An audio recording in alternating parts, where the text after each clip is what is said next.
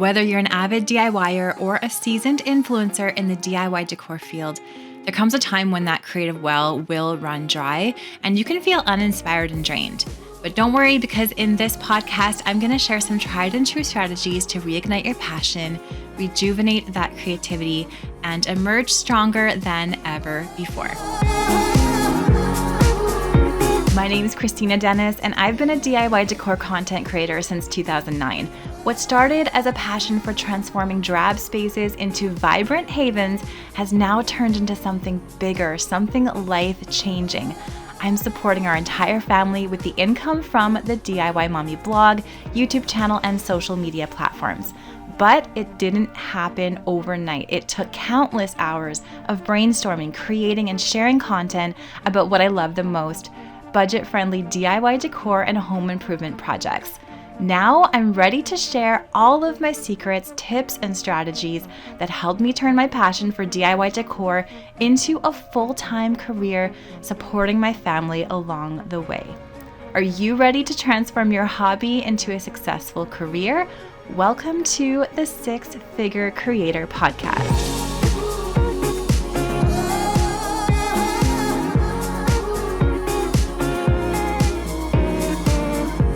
Hello, and welcome back to the Six Figure Creator Podcast. Thank you again for joining me here. I want to talk about a topic close to the heart of every creative soul, including myself, and that is dealing with creative burnout. Whether you're a DIYer for fun or whether you are a DIY decor influencer doing this as a part-time job or a full-time job, creative burnout is going to happen. And it's okay. It's not something to feel ashamed of. It's not a rare thing. It happens to all of us. It has happened to me more than once. So I want to share some tried and true strategies that I go through when I feel burnt out. And I hope that they help you if you experience the burnout as well. This June, so in 1 month, I'll have been a DIY decor blogger for 15 years. I find this so hard to wrap my head around, honestly. It makes me feel so old, but it's definitely an exciting milestone that I'll be celebrating. That is a lot of years of creating consistent content for my readers. I have put hundreds and thousands of hours into this, and I'm really proud of what I've done and really thankful for all of you and all of my listeners and readers over the last 15 years. So you better believe that over those years, I have experienced a lot of creative burnout. As a blogger at first, then I turned into a YouTuber, which gave me more opportunity for burnout, if I'm going to be honest, and then a social media influencer. So of course, there's going to be days within those 15 years where I don't feel creative. So I'm going to share some of the strategies that I've used when I experience these times of burnout. And I really hope that these tips help you when you experience burnout too. And just don't forget, it is not something to be ashamed of. It happens and it is totally normal. And let's be honest, I have felt quite burnt out over the past few months. I'm not going to lie. So I thought it'd be a good idea to create this podcast and the accompanying show notes and blog post for you, but also as a reminder for myself, because writing these down is actually quite therapeutic and chatting about this is therapeutic. And it's just a good reminder for me just to go through these steps, and I find them really helpful. Okay, so first things first, let's talk about recognizing the signs of creative burnout. It can honestly sneak up on you really quickly, and it can leave you feeling overwhelmed and unmotivated. So if you find yourself kind of staring blankly at your supplies, like you want to do a project, but you're just staring at it, you're like, okay, I don't even know where to start. I'm so overwhelmed. Or same thing, like you're staring at your computer. Maybe you're going in to write an outline for a video idea you have, or maybe you're going to try to put together a content calendar for the summer or something, and you're staring and you're like, I don't even know. I can't even, what's even step one? That can be signs if you're experiencing a lack of enthusiasm for the projects that you used to enjoy. So, I have done lots of room makeovers over the past 10, 15 years. And I just am not feeling excited about that right now, honestly. So that's a good sign that maybe I'm feeling a little bit burnt out from those projects. So those are all some good signs that you are experiencing this creative burnout. So first things first, let's just embrace the pause. When you hit a creative roadblock, it is so important to recognize that it's okay to take a step back and embrace that season of pausing. Give yourself permission to step away from your projects for a moment and focus on self-care. Maybe your creative burnout is happening because you're feeling burnt out in general. And I think this is kind of what's happening with me right now. There's just so much going on in our personal life and with our kids. It's funny because I don't know, it depends on what stage of life that you're at with your kids. If you have kids, you might know what I'm talking about. But when they're babies and toddlers, you're exhausted physically. But then when they're teenagers, it's like this whole different exhaustion. It's like this mental exhaustion from dealing with these bigger issues. And then there's this exhaustion of just driving your kids everywhere for all of these extracurriculars. So there's that. And then, yeah, just the fact that I've been doing this for so long, just kind of rethinking, like, how do I grow? Do I want to grow? How do I bring more people onto the team? How do I not? All this stuff definitely makes me feel overwhelmed. So just give yourself permission when you feel like this to step away and take a moment, do some self-care, take a stroll outside, read a book, turn off your screen, indulge in a different hobby outside of what you're creating content about. So for me, well, ironically, I'm creating content about it, I suppose. But for me, I've been really enjoying doing some exercises and cooking up some food, which I do blog about at yummywholefoodrecipes.com. But that's not monetized. So for me, that's more of a hobby. And that has nothing to do with DIY decor. So that's a nice break for me. Sometimes just that distance away is often all you'll need to gain a fresh perspective and recharge your creative batteries. The next thing is to try to seek inspiration outside of social media and your computer. Inspiration is around us everywhere. If you're a creative person, you know this, that sometimes inspiration can strike you at the strangest of times. Take a break from scrolling through social media. Take a break. Stop looking at what everybody else is doing. I know it's easier said than done, but just tell yourself you need to stop for your mental health, for the health of your business, for the health of your passion for DIY. Immerse yourself in that real world. Go visit some art galleries. Go visit some flea markets, some farmers markets. Take a walk outside in nature. This really helps me.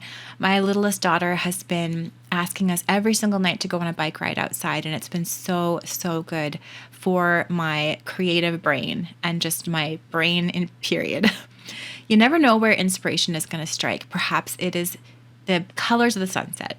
Perhaps it's the details of a vintage piece of furniture. Perhaps you're just doing some window shopping and you see some things that you could dupe, with dollar store items. Keep your senses open and let that real world outside of your phone ignite your creativity again. Another strategy is to mix it up. So if you're stuck in that creative rut, try to shake things up a bit. So experiment with new techniques, new materials, new styles that you haven't explored before. So maybe you want to take up knitting. Maybe you want to try some crochet. Maybe you want to do some different sort of painting techniques. Maybe you want to do a smaller room makeover, a larger room makeover. Maybe you want to stop doing room makeovers altogether because they're overwhelming and do dollar store DIYs. Whether it is incorporating bold colors into your palette or experimenting with different textures, pushing your creative boundaries can breathe new life into your projects, and it can also reignite that passion that you have once again for DIYs. Another tip is to connect with community, especially in real life. As a DIY decor influencer, you're part of a vibrant and supportive community of like-minded individuals. Don't hesitate to reach out and connect, whether it is, in an Instagram DM or in real life, with fellow creators doing what you're doing, who understand what you're going through. Share your experiences, seek advice, just be real and raw and honest with each other, or simply just listen to each other, and give each other a listening ear. That can just do so much for a person. Sometimes just knowing that you're not alone in your struggles can provide the encouragement and motivation you need to overcome creative burnout. So I just want you to know right now, like I said at the beginning, creative burnout is a real thing for us DIYers as creators, and it's going to happen, and it's okay. It's normal. So take that break, put that phone down, go out, have that walk, and do a little bit of self-care and try some of these things. It's completely normal, and you're not alone. Another strategy you can try is to practice mindfulness. It's a really fast-paced world right now, especially in the influencer community. It feels like every influencer is putting out content 5 times a day. They're making over 10 rooms a day, right? To me, it feels like that sometimes. And I imagine it probably feels like that to you. It's really easy to get caught up in this more is more is more. Let's hustle, hustle, hustle. But I think it's so important to take a moment to slow down and practice mindfulness. So really taking that time to enjoy where you are right now, whether it's through prayer, whether it's through journaling, exercising, walking outside, breathing. Mindfulness can help center your thoughts. It can help you feel less stressed, and it can help you have that deeper connection with your creativity. By being present in the moment, you can tap into your inner creativity, and you can find joy in the process once more. Next tip to try is to set realistic goals for yourself.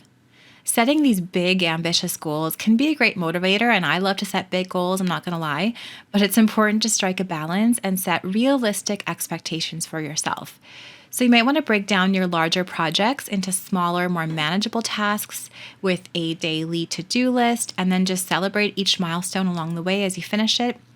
By setting achievable goals, you're going to feel a sense of accomplishment and momentum that can propel you forward, even during times of creative burnout.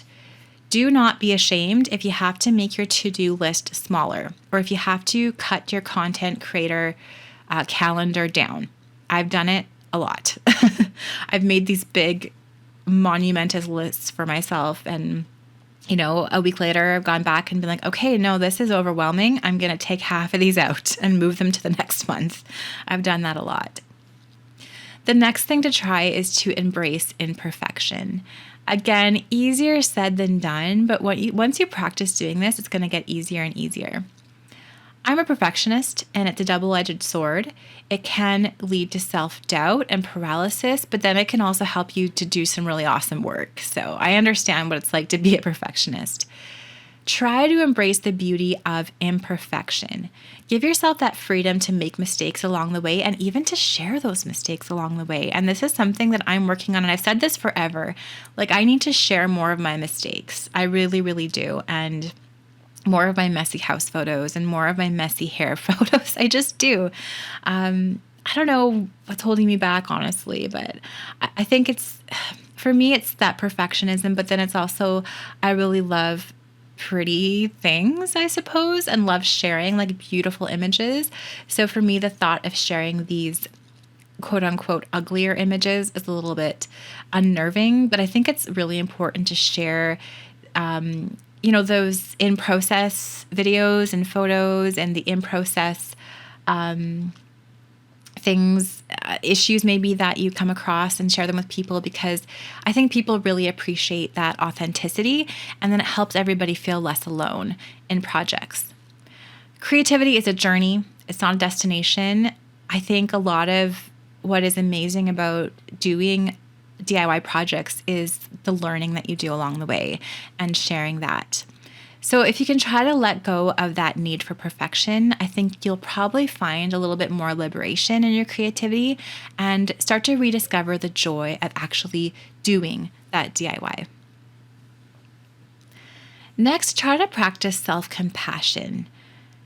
Try to practice it as you navigate through periods of creative burnout especially. Be gentle with yourself. Recognize that it's okay to have off days. You're not going to be on and creative every single day. You're not. Treat yourself with the same kindness and understanding that you would extend to a friend facing similar challenges. And this is something I tell myself too. Why am I so hard on myself when I can't come up with amazing projects every single week? If it was my child that was, upset that they couldn't get 100% on every single test or do well every single day, I would tell them that it's okay. You don't have to do everything 100% all the time. So why don't I tell myself that, right? So I'm just really trying to be more compassionate with myself. Remember that your worth as a creator is not defined by your productivity. You are not defined, you are not important, you are not loved because of what you do. It's who you are. And you need to take care of your mental and emotional well-being. Now, you can also practice self-compassion on your future self by having a few extra finished projects all filmed or photographed and ready to go. So sometimes when I'm having one of those rare extra productive weeks where I'm like, oh, I can bang out 10 different projects this week. I just feel so creative. Everything's just coming really easy to me. This happens maybe once a quarter for me. Then maybe what I'll do is I will record and edit some extra things and kind of save them on my computer so that I can share them later when I know I'm not going to be feeling so creative. Another spin on this is to publish some roundup style posts or videos of your past projects when you're not feeling that creative. So what I mean by this is maybe I've done this quite a lot actually, especially over the past couple of years. Maybe you can do a 10 best dollar store DIY ideas video, and the majority of these ideas, if not all of them, are older projects and you're just editing them all together, or it's just a blog post, not a video, right? So that's a really great way to share older projects, maybe in a different way. And I find that my viewers and my readers actually really love to see these roundup style posts in a nice, easy to digest list. So think of that when you maybe want to produce some content, but you're in this sort of creative burnout stage, and you want to be a little bit more kind to yourself. So yeah, don't forget that creative burnout is totally a natural part of the creative process. It's a natural part of being a DIY decor influencer, but it doesn't have to derail your passion for being a DIY decorator. So I hope these tips that I shared can help you navigate through these periods of burnout with grace and resilience. I hope you can remember to take a deep breath, be kind to yourself, and remember that your creativity will not run out. You might feel a little bit burnt out, but your creativity is not going to run out. You're a creative person. Even if you take a little break, the best is yet to come. Thank you so much for listening to today's podcast. I hope you found it helpful. Check out the show notes in the description below if you want to go over these tips and save them for later. And I will talk to you again in another couple of weeks.